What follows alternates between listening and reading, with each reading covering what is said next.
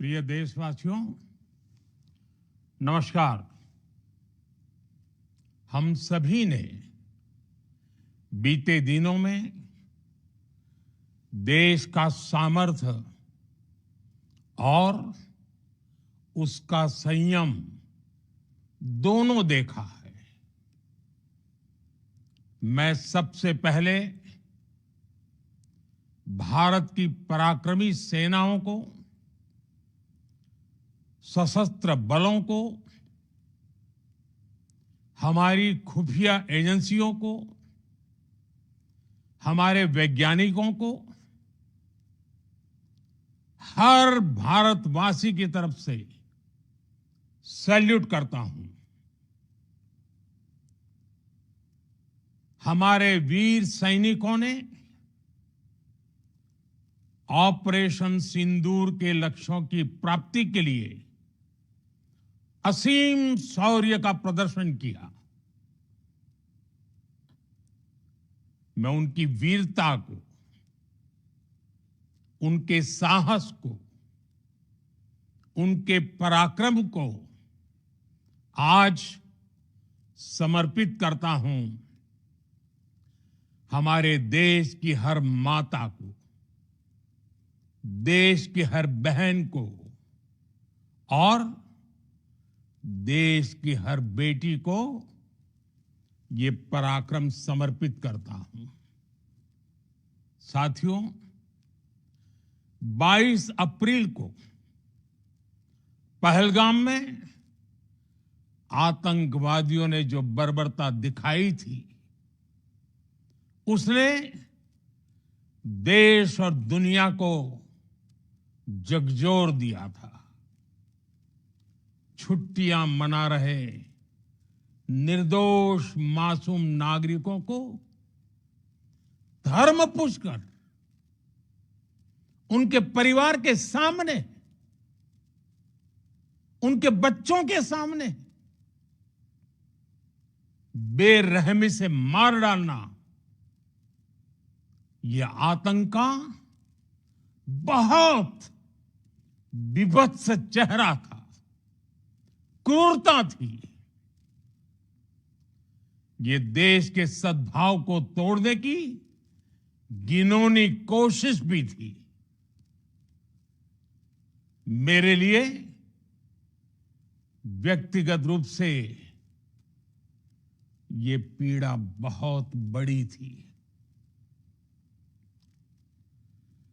इस आतंकी हमले के बाद सारा राष्ट्र, हर नागरिक, हर समाज, हर वर्ग, हर राजनीतिक दल एक स्वर में आतंक के खिलाफ कड़ी कार्रवाई के लिए उठ खड़ा हुआ।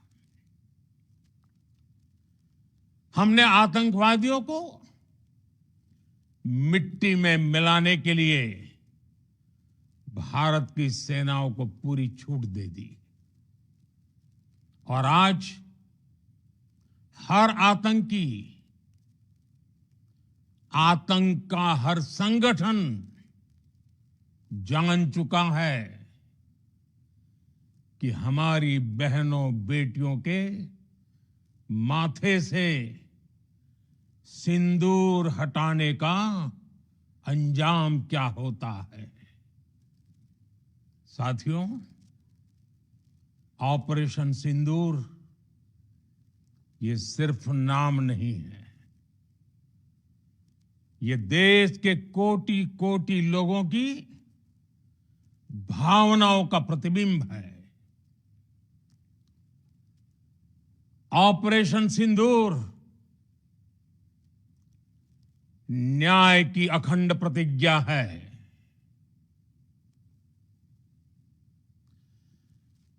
6 मई की देर रात, 7 मई की सुबह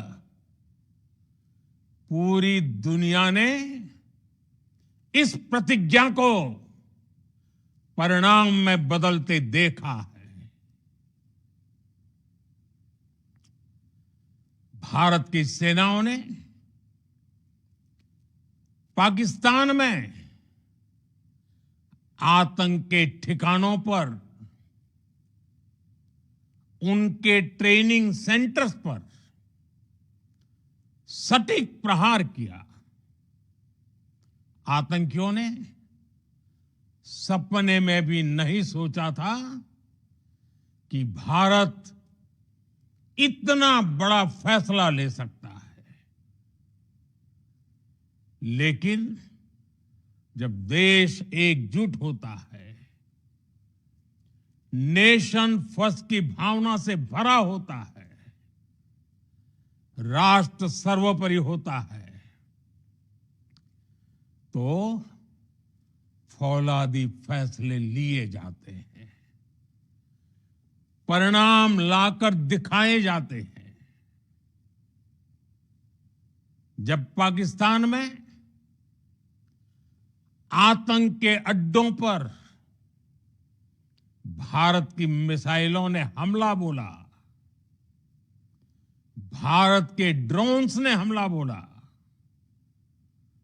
तो आतंकी संगठनों की इमारतें नहीं, बल्कि उनका हौसला भी थर्रा गया। बहावलपुर और मुरिद के जैसे आतंकी ठिकाने एक प्रकार से ग्लोबल टेररिज्म की यूनिवर्सिटीज रही है। दुनिया में कहीं पर भी जो बड़े आतंकी हमले हुए हैं, चाहे 9/11 हो, चाहे लंदन ट्यूब बॉम्बिंग हो, या भारत में दशकों से जो बड़े बड़े आतंकी हमले हुए हैं, उन सब के तार कहीं ना कहीं आतंक के इन्हीं ठिकानों से जुड़ते रहे हैं। आतंकियों ने हमारी बहनों का सिंदूर उजाड़ा था, इसलिए भारत ने आतंक के ये हेडक्वार्टर्स उजाड़ दिए। भारत के इन हमलों में 100 से अधिक खूंखार आतंकवादियों को मौत के घाट उतारा गया है। आतंक के बहुत सारे आका बीते 2.5-3 दशकों से खुलेआम पाकिस्तान में घूम रहे थे,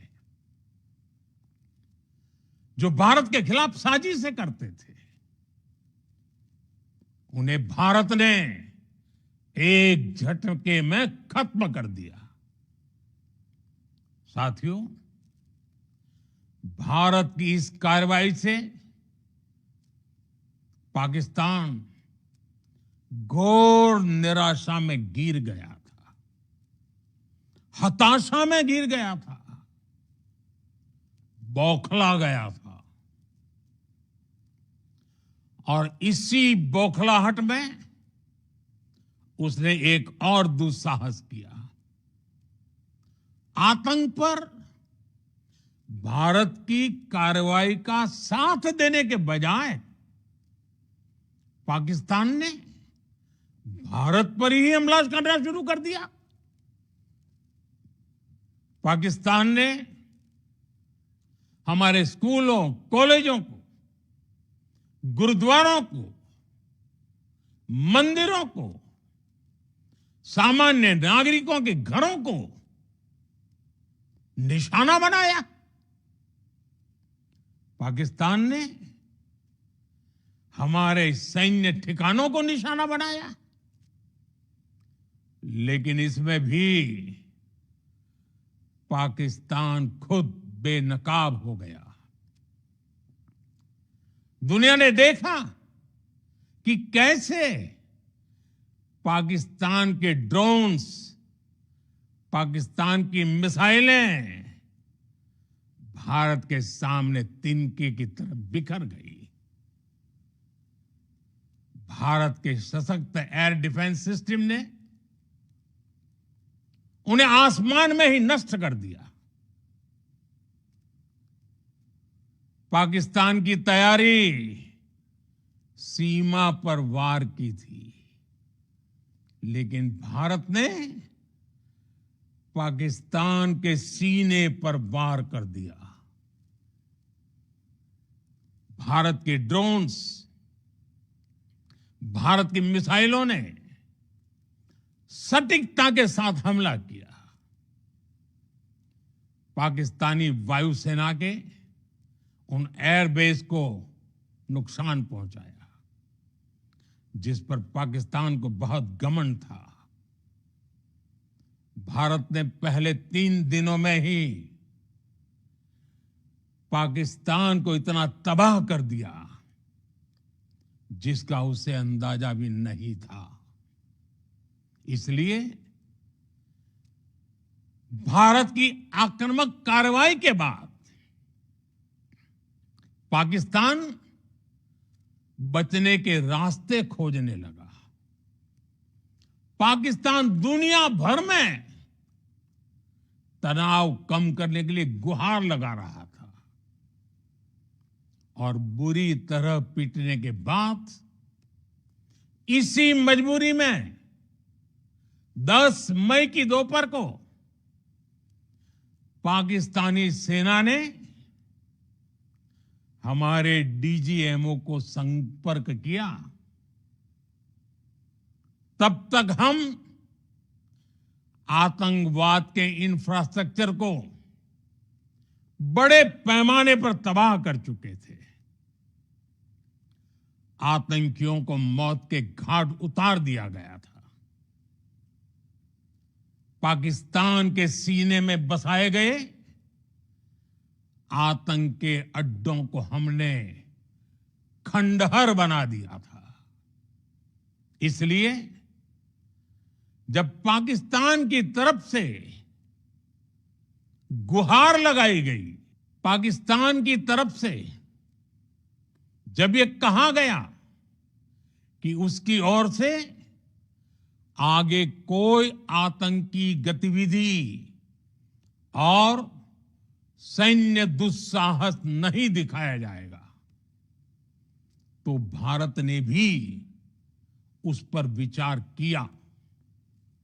और मैं फिर दोहरा रहा हूं, हमने पाकिस्तान के आतंकी और सैन्य ठिकानों पर अपनी जवाबी कार्रवाई को अभी सिर्फ स्थगित किया है। आने वाले दिनों में हम पाकिस्तान के हर कदम को इस कसौटी पर मापेंगे कि वो क्या रवैया अपनाता है। साथियों, भारत की तीनों सेनाएं, हमारी एयरफोर्स, हमारी आर्मी और हमारी नेवी,